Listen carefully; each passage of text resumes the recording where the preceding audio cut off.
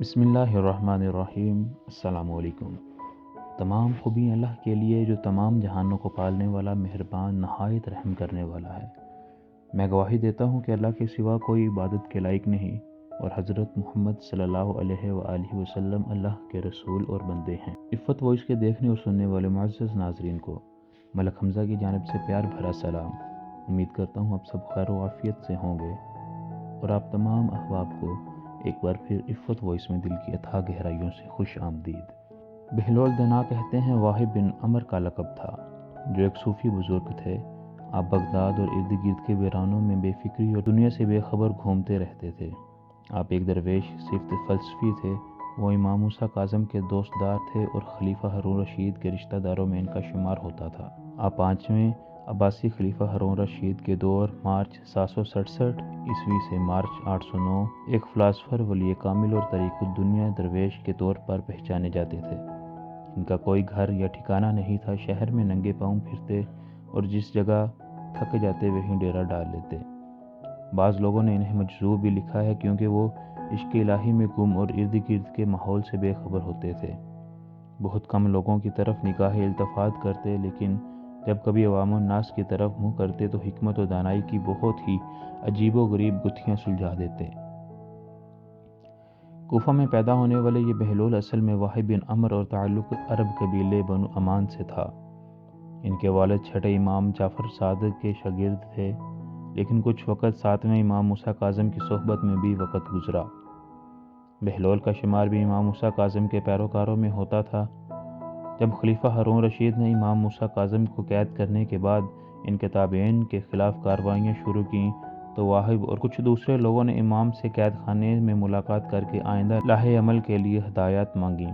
امام علی مقام نے جواب میں صرف ایک لفظ جیم لکھ کر اپنے عقیدت مندوں کے حوالے کر دیا۔ ہر شخص نے جیم کو اپنے اپنے انداز میں لیا، کچھ نے اسے جلا وطن سمجھا اور بعض نے اس کے معنی جبل یعنی پہاڑوں میں روپوشی لیا، لیکن واحد نے اسے جنون یعنی مجنونیت میں تبدیل کر دیا۔ انہوں نے اپنی شاہانہ زندگی ترک کر کے اور پھٹے پرانے کپڑے پہن کر گلیوں میں نکل آئے۔ خلیفہ ہارون رشید سے ان کی ملاقات 188 ہجری میں خلیفہ کے سفر حج کے دوران کوفہ میں ہوئی، جس کا ذکر امام ابن کثیر نے بھی کیا ہے۔ بہلول نے ہارون کو جو نصیحتیں کی، ان سے متاثر ہو کر وہ انہیں اپنے ساتھ بغداد لے آیا، اور پھر بہلول کا ٹھکانہ بغداد کی گلیاں ہی رہیں۔ بہلول کا مزار بھی بغداد میں ہی ہے، جس کے ایک گوشے کے بارے میں مشہور ہے کہ وہاں سکھ مذہب کے بانی گرو نانک نے چیلا کاٹا تھا، واللہ اعلم۔ کہتے ہیں کہ ایک دن بہلول دریائے دجلہ کے کنارے بیٹھے گیلی ریت کی ڈھیریاں بنا رہے تھے، اور ہارون رشید کی چہیتی ملکہ زبیدہ اپنے محل کی شاہی پالکی سے بڑے انہماک کے ساتھ انہیں دیکھ رہی تھی۔ وہ مٹی کی ڈھیری بناتے اور پھر خود ہی اسے مسمار کر دیتے، گویا خود ہی معمار بھی تھے اور خود ہی مسمار بھی تھے۔ ملکہ پالکی سے اتر کر اپنی سہیلیوں کے ہمراہ دریا کنارے آ گئی اور پوچھا، کیا کر رہے ہو بہلول؟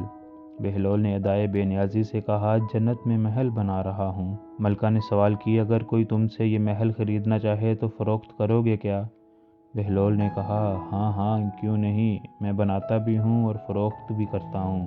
ملکہ نے پوچھا، بتاؤ ایک محل کی قیمت کیا ہے؟ بہلول نے بے ساختہ کہا، 3 درہم۔ یاد رہے بعض لوگوں نے 1 درہم بھی لکھا ہے۔ ملکہ کے حکم پر بہلول کو 3 درہم اسی وقت ادا کر دیے گئے۔ یہ واقعہ ملکہ نے اپنے شوہر خلیفہ ہارون رشید کو بتایا، جسے خلیفہ نے مذاق میں ٹال دیا، لیکن رات کو ہارون نے خواب میں جنت کے مناظر دیکھے، جن میں آبشاروں اور مرغزاروں کے علاوہ خوبصورت محلات بھی شامل تھے۔ سرخ یاقوت کے ایک محل پر اس نے زبیدہ کا نام بھی لکھا دیکھا۔ ہارون نے سوچا کہ دیکھوں تو صحیح، کیونکہ یہ میری بیوی کا گھر ہے۔ وہ محل میں داخل ہونے کے لیے جیسے ہی دروازے پر پہنچا، دربان نے اسے روک لیا۔ ہارون رشید کہنے لگا، اس پر تو میری بیوی کا نام لکھا ہے، اس لیے مجھے اندر جانے دو۔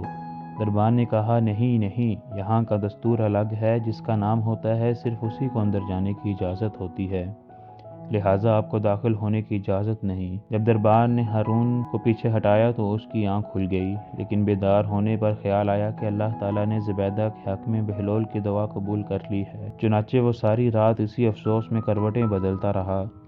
اگلی شام وہ بہلول کو تلاش کرتا دریا کنارے پہنچ گیا۔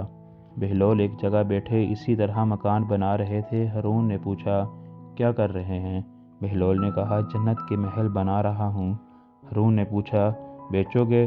تو بہلول نے کہا، ہاں ہاں، کیوں نہیں، میں بناتا بھی ہوں اور فروخت بھی کرتا ہوں۔ ہارون نے سوال کیا کہ بتاؤ ایک محل کی قیمت کیا ہے؟ تو بہلول نے جواب دیا تیری پوری سلطنت۔ ہارون رشید نے کہا اتنی قیمت تو میں نہیں دے سکتا، کل تو آپ 3 درہم کے بدلے دے رہے تھے اور آج پوری سلطنت مانگ رہے ہیں۔ بہلول دنا نے کہا خلیفہ کل بن دیکھے معاملہ تھا اور آج تم محل دیکھ کر آئے ہو۔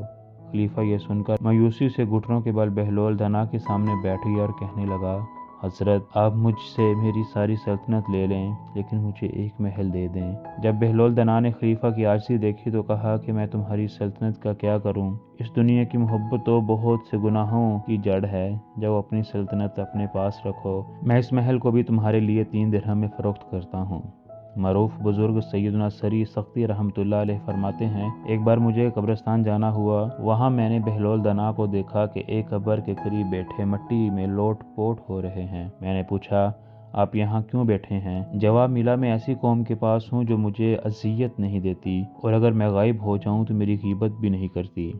ایک دن بہلول بازار میں بیٹھے تھے کہ کسی شخص نے پوچھا بہلول کیا کر رہے ہو؟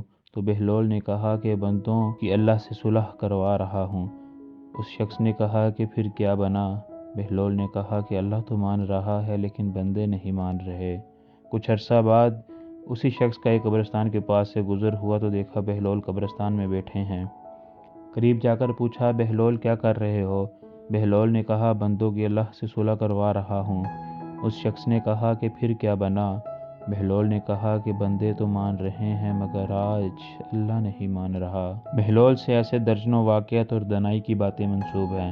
کچھ لوگ اسے کتابی باتیں کہتے ہیں اور بعض اسے روحانیت کی معراج مانتے ہیں، لیکن یہ طے ہے کہ جو بہلول دنا کہہ گئے وہ پتھر پر لکیر ہے۔ دعا ہے اللہ رب العزت ان کی روح کو ابدی سکون عطا فرمائے۔